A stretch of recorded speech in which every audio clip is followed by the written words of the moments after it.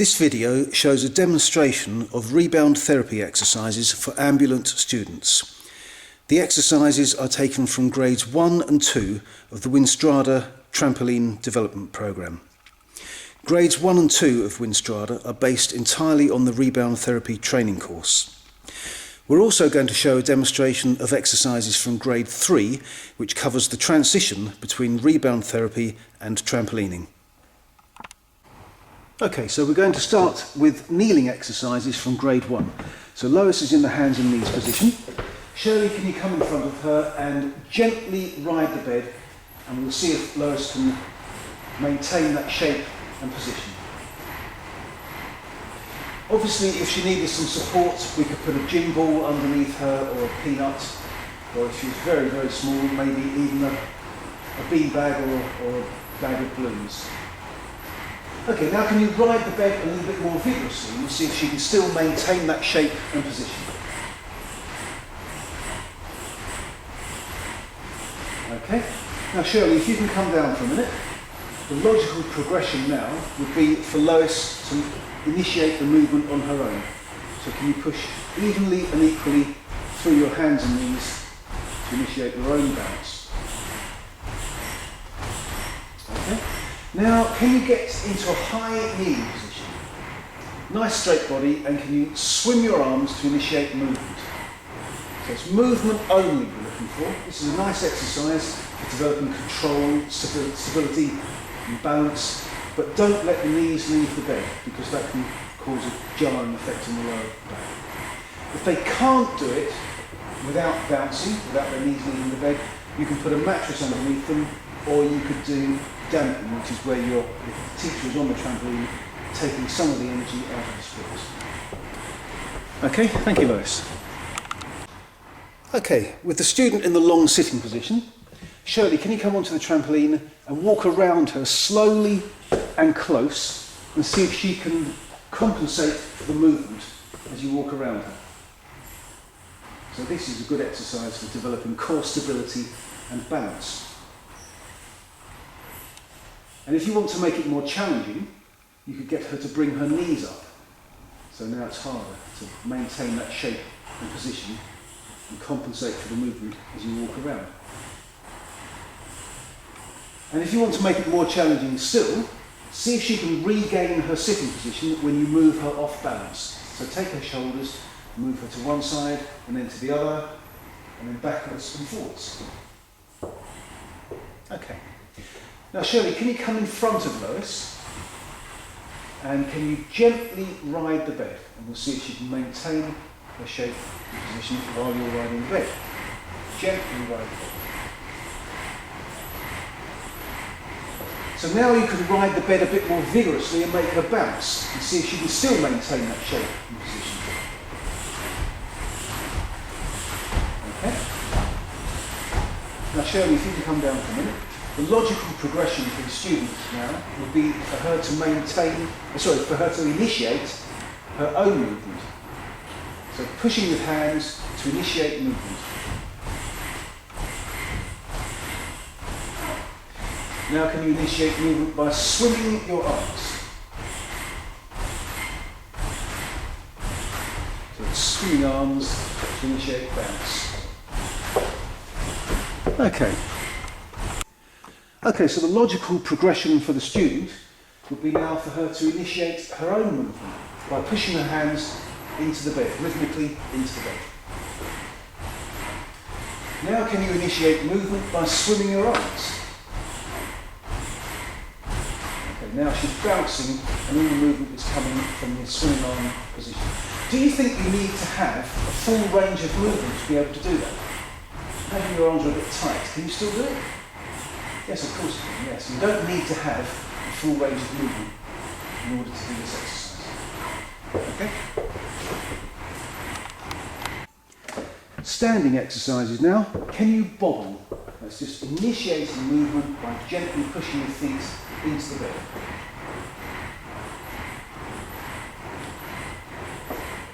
Good. Now swim. So initiate the movement by swimming your arms. So all the movement comes from your arms only.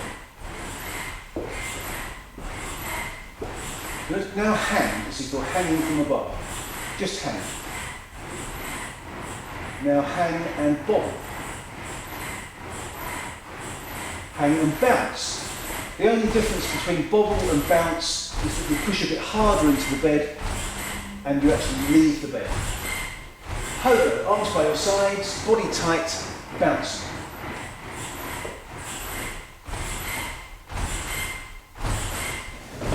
And now can you do a few bounces and then stop and stay in stillness?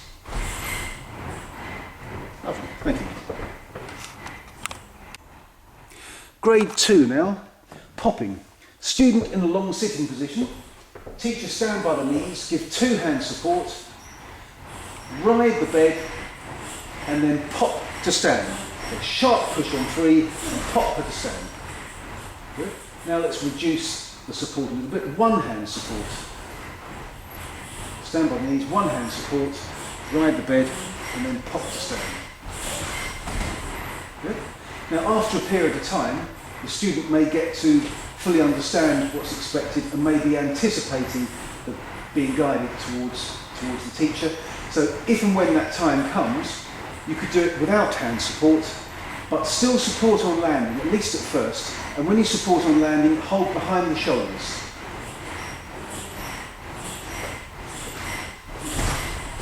Good, thank you.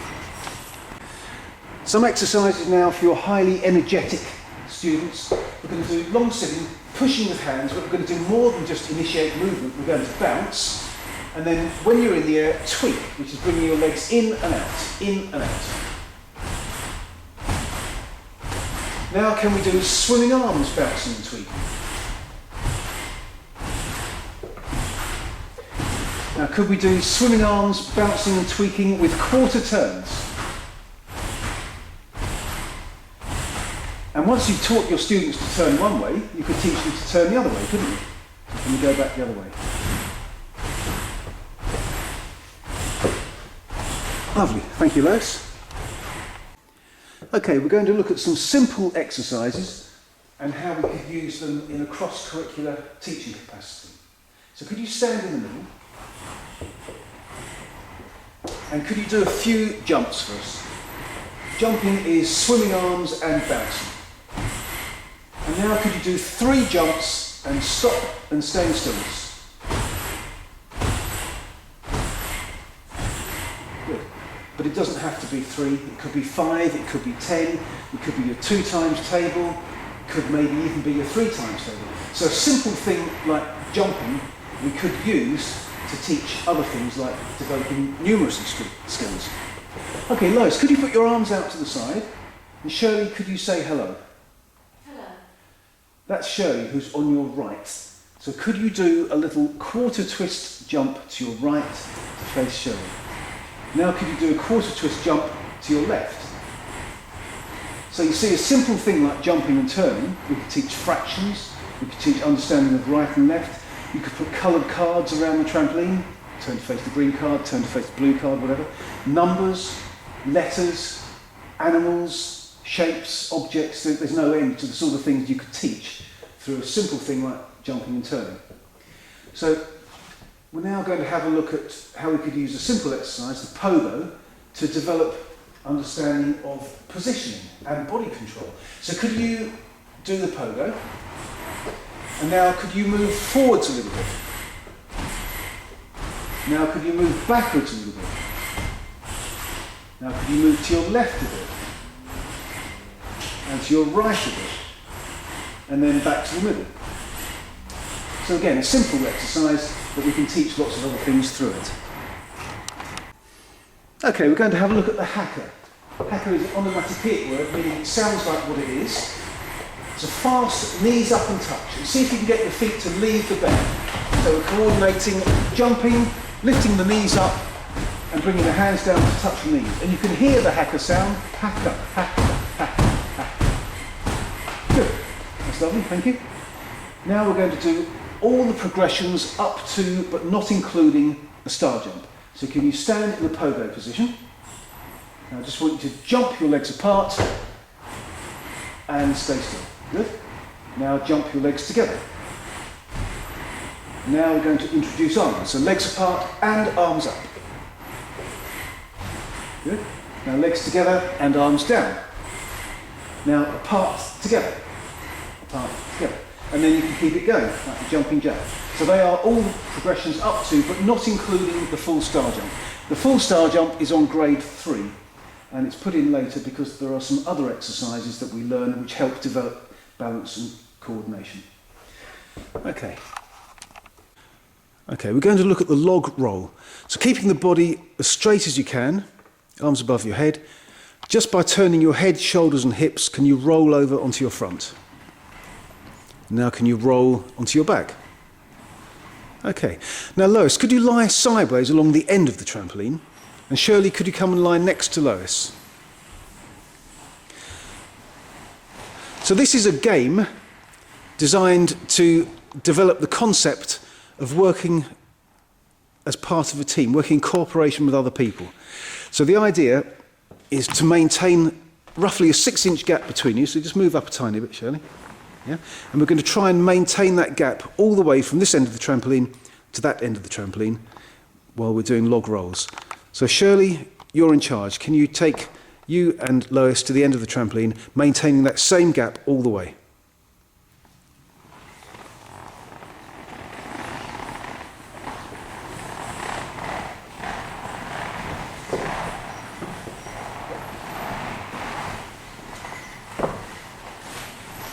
Okay, and Lois, can you take the two of you back down the other end?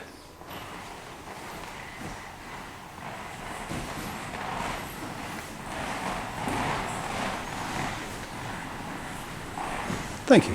So it's a game just designed to develop the idea of teamwork, working in cooperation with other people. Thank you. Okay, we're going to have a look at some non-symmetrical exercises now. These are very good for developing coordination, very good for dyspraxia, brain injuries, very good for all of us. And when we start crossing the midline, we're then stimulating more of the brain. So could you please just, first of all, run on the cross? So what you're having to do now is compensate for the moving surface. So can you go a bit faster, running? Now can you run on the cross and slap your knees? As your knee comes up, your hand comes down. Good. Now we're going to cross over, so right hand to left knee, crossing the body, bring the arms out and across, out in, out in. You bring your arms wider, that's it, good.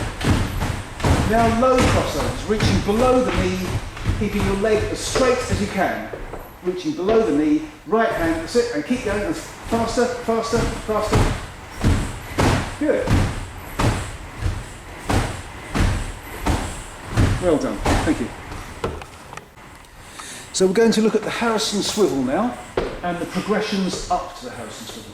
So Shirley, can you take Lois's hands, gently ride the bed and pop her to stand?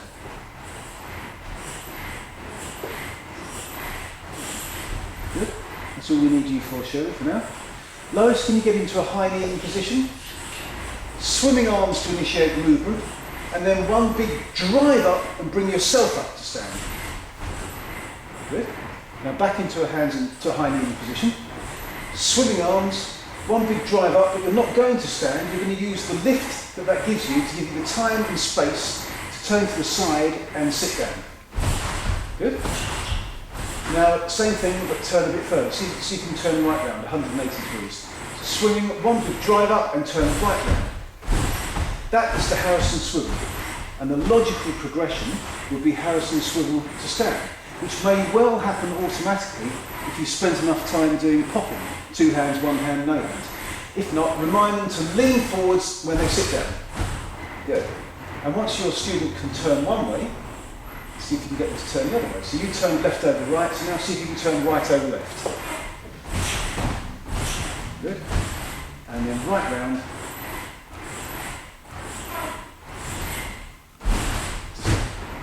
Thank you. Now we're going to look at planking. Hands and knees position on a mattress. Now can you lie down on your front, arms above your head, nice stretch, legs together, body as straight as you can manage. This is the plank position. Always teach this on a mattress. Never teach it without a mattress. 2 reasons. One, if it's too much to coordinate, lifting up the head as well as sliding the legs back and stretching the arms forwards, and the face goes down into the mattress, it won't matter, it's nice and soft, it won't do any harm. And the other reason is that if the student lands heavily on their chest or on their knees rather than landing flat, which is very likely to happen, the softness of the mattress will just take up any jarring. If you were to do a plank straight onto the trampoline bed and land on your chest first, you get a recoil from the bed and that will cause you to jar your back. So never teach planking without a mattress. So can you get back into the hands and knees position? So I want you to push evenly and equally with your hands and knees and do a gentle bounce. And then as you're coming up, big stretch in the air and land flat in the plank position. Lovely. Would you like to do it once more for us? So bouncing and then stretch and plank. Thank you. Okay, hands and knees position. Pushing evenly and equally with your hands and knees. But we're going to do more than just initiate movement. We're going to bounce now. And then can you do quarter turns? And then back the other way.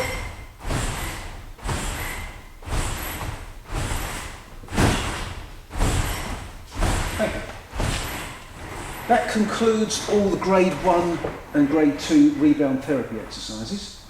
We're now going to have a look at grade 3, which is the transition between rebound therapy and trampolining. And the only difference at this level is really one of approach. There's nothing very different about the complexity of the exercises, but the approach is different. In rebound therapy, we're looking at providing opportunities for enhanced movement patterns, therapeutic exercise, recreation, and just fun activities. Whereas trampolining is a sport based on control, precision, aesthetics, and eventually sequencing, putting exercises together into a routine. So what we're going to do now are some simple exercises, but we're going to try and do them absolutely perfectly.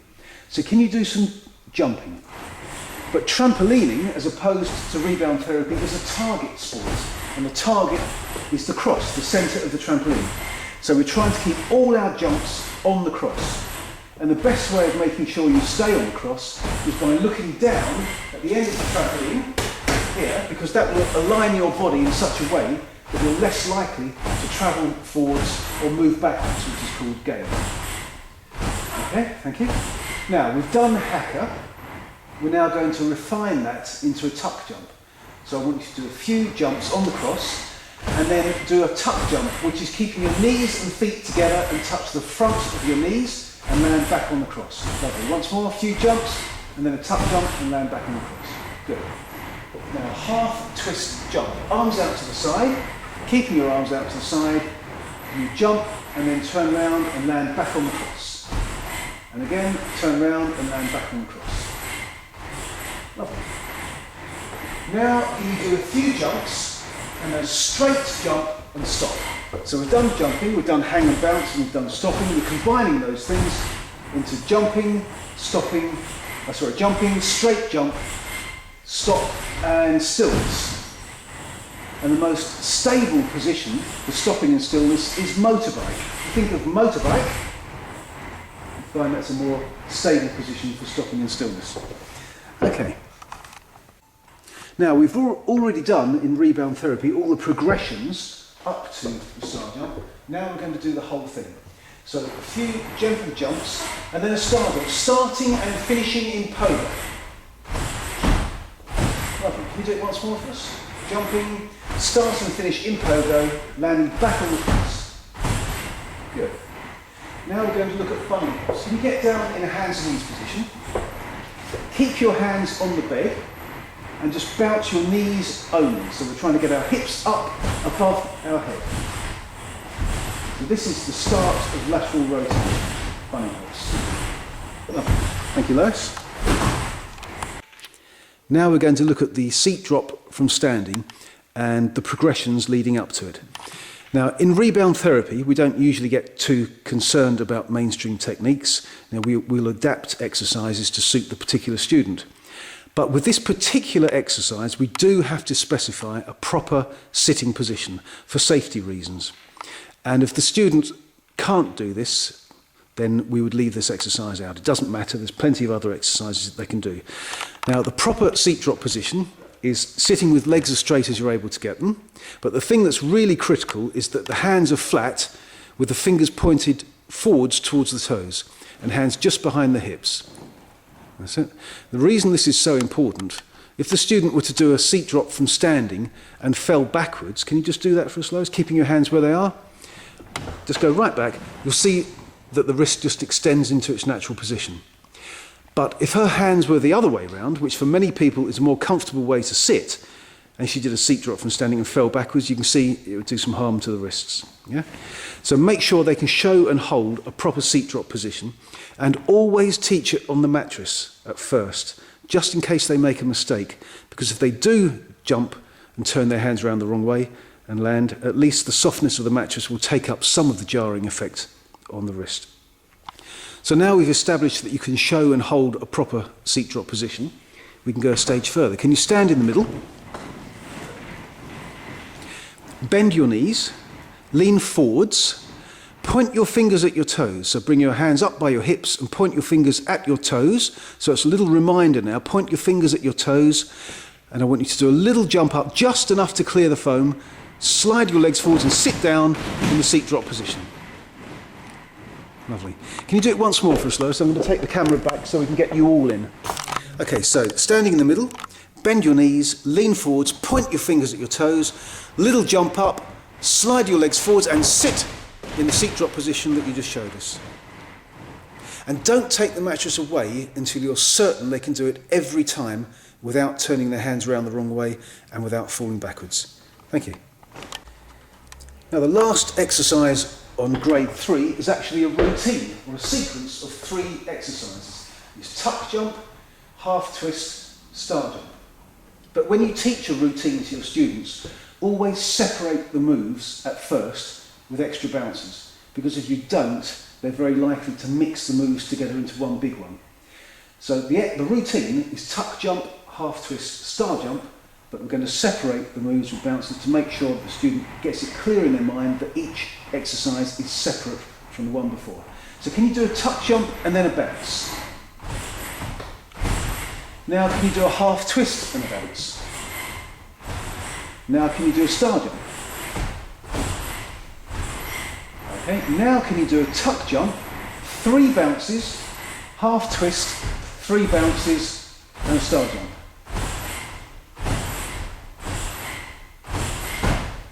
Okay, so now we're cutting down the bounces. Can you do a tuck jump, 2 bounces, half twist, 2 bounces and a star jump? Good. And when you think your student fully understands that every exercise is separate and they shouldn't be mixed together, we can cut out all the intermediary bounces. So now we'll do it with just 1 bounce in between moves. So you land on your feet after every move. Tuck jump, half twist, star jump. Tuck jump, half twist, star jump. Lovely, thank you. And that concludes grade 3, the transition between rebound therapy and trampolining.